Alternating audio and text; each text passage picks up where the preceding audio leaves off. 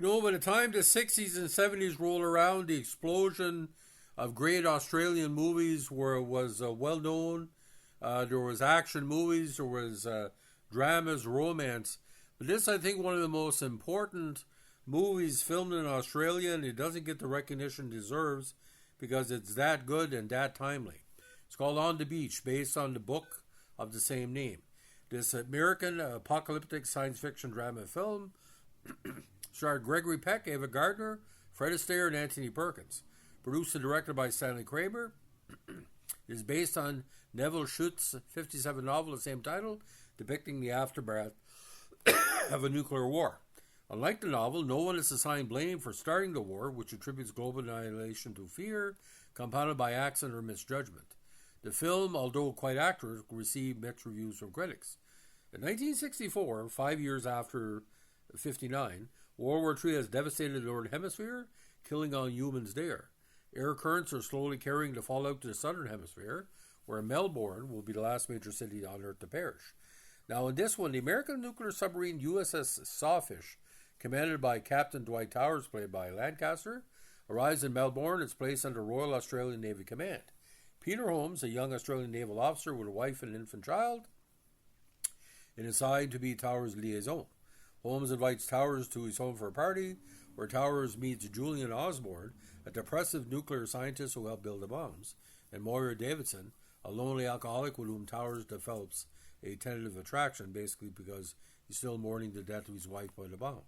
Although Davidson falls in love with Towers, he finds himself unable to return her feelings because he can't bring himself to admit his wife and children in the States are dead.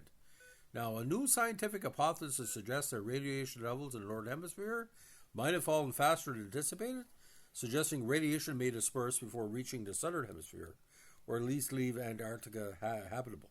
Soon after, the Australians, who also detect an incomprehensible continuous Morse code signal coming from the west coast of the States, where there should be nobody alive to send it. Towers is ordered to take the Sawfish with Peter and Julian to investigate. Now, arriving at Point Barrow, Alaska, the sub crew discovers that the radiation levels are not only highly lethal, but higher than in the mid-Pacific Ocean, meaning the dispersal hypothesis is wrong. There will be no salvation from the radiation. Stopping next in San Fran, Sawfish finds the city devoid of life. A crew member with the family said he deserts and swims ashore so he can die at home. Now, ironically, this is almost like the neutron bomb where it kills the people but leaves the buildings intact. The submarine next stops at a refinery near San Diego, which has been pinpointed as a source of the mysterious Morse code signals. A crew member discovers the power source is still running on automatic control. Nearby, a telegraph kiosk becomes entangled in a window shade's pull cord, and a half-full Coca-Cola bottle is being randomly pulled by the ocean breeze, causing the radio signals. Now, when Sawfish returns to Australia to await the inevitable, Towers is reunited with Davidson at his father's farm. He learns that all U.S. Navy personnel in Brisbane are dead, and he's been given command of all remaining U.S. naval forces. Osborne, having bought the fastest Ferrari in Australia, eventually wins the deathly running of the Australian Grand Prix, in which many racers with nothing left to lose die in fiery crashes. Fulfilling Towers' wish, Davidson has also used her connection to get the trout season opened early. Towers and Davidson go on a fishing trip to the country, surrounded by hundreds of dying fellow Australians and Americans. As drunken revelers sing Waltzing Matilda in the hotel bar, Towers and Davidson eventually make love in their room. Now, returning to Melbourne, Towers learns the first of his crew members has radiation sickness. There's little time left. Towers takes a vote among his crew, who decide he want to return to the States to die. Osborne shuts himself in the garage with his Ferrari and starts the engine to end his life by carbon monoxide poisoning. Others queue to receive government-issued suicide pills at hospitals or clinics. Startlingly, there's a nun present at the distribution scene, helping distribute the suicide pills despite the ostensible status of suicide as a mortal sin in Catholic theology. With the destruction of the Vatican when Rome was annihilated during the war, there may have been tactic acceptance of morality of suicide pill use by the Australian Catholic bishops and surviving members of the College of Cardinals. Evidently, religious faith is poured into Mary, who asks God to forgive them for choosing to end their own lives. Before they take their pills, Peter and Mary reminisce about the date he met on the beach. Thus, the title of the movie. Tower says farewell to Davidson at the docks, choosing duty over love. He takes the sawfish back to sea. Heartbroken, Davidson watches from a cliff as the sawfish submerges.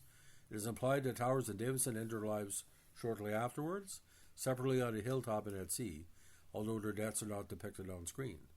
Within a few days, the streets of Melbourne are empty and silent. The Salvation Army street banner, seen several times before in the film, reads, "There is still time, brother." A very, very strong cast, and Fred Astaire as a race car driver, you wouldn't think he was as good as he is, but Astaire could have easily been nominated for this. But Peck's performance, and Ava Gardner's luminous. There's a scene where they're filming her from the side and the wind is blowing through her hair. It's just tremendous. Now, as in the novel, much of On the Beach takes place in Melbourne, close to the southernmost part of the Australian mainland. Principal photography took place from January to March '59. The film was shot in Berwick, then a town inside Melbourne, and Frankston, describing the film as 45 minutes away from Melbourne. Now, the beach scenes, of course, were filmed at Canadian Bay Beach in Mount Eliza. Now, because Melbourne lacked conventional film studio facilities, the production leased the Melbourne showgrounds of the Royal Agricultural Society of Victoria. The pavilions and office buildings of the complex were converted to a studio. Now, the film again was a part of a mini boom of foreign productions in Australia in the late 1950s, but then again it inspired the Australian, movie explosion we had in the 70s. Now, the U.S. Department of Defense refused to cooperate in the production of the film, not allowing access to his nuclear-powered submarines. The British submarine HMS Andrew was used to portray the fictional United States Navy nuclear-powered submarine USS Sawfish. Additional resources were supplied by the Royal Australian Navy, including the use of HMAS Melbourne. The exteriors of the Navy base were filmed at Williamstown Naval Dockyard. Now, Actually, the love theme of On the Beach was released in a single in 1960, reaching 47 in the Billboard Top 100 charts. And the difference between a movie and a book are two numerous dimensions, so we're not going to go in it. Now, once released, it barely broke even around the $2 million mark. It premiered in 18 theaters on all 7 continents on December 17, 1959. The Hollywood premiere was attended by Astaire and Perkins, director Kramer, and other celebrities, including Cary Grant. Now, according to statistics, which I think have changed through the years, has been very strong on streaming. On the Beach recorded a loss of $700,000 and received mixed reviews. It did acquire a fan base that agreed on many of the issues presented.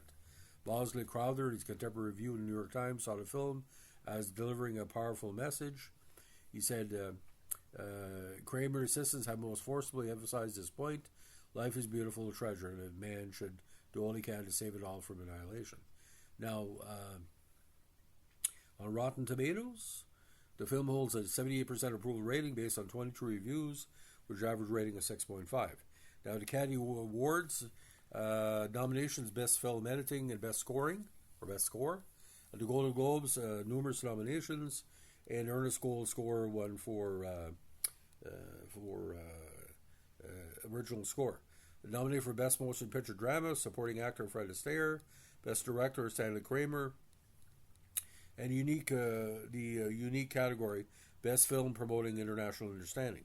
Now, National Board of Review, Top 10 Films, it was 9th place for 1959. Now, On the Beach was remade in 2020 as an Australian TV film by Southern Star Productions. It included Armand Asante, Brian Brown, and Rachel Ward. It originally aired on Showtime.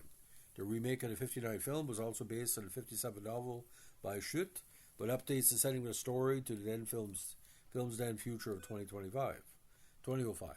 It also shifts the cause of nuclear war from the Middle East to a confrontation between the States and China when it later invades Taiwan.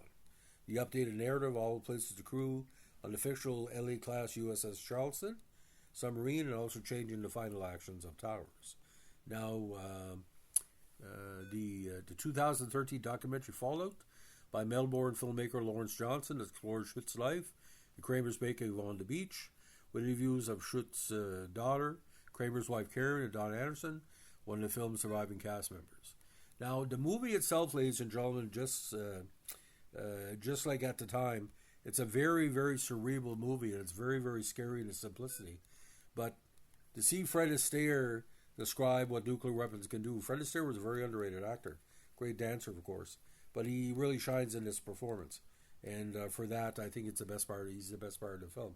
And seeing a young Anthony Perkins playing straight is kind of bizarre because he plays straight quite well.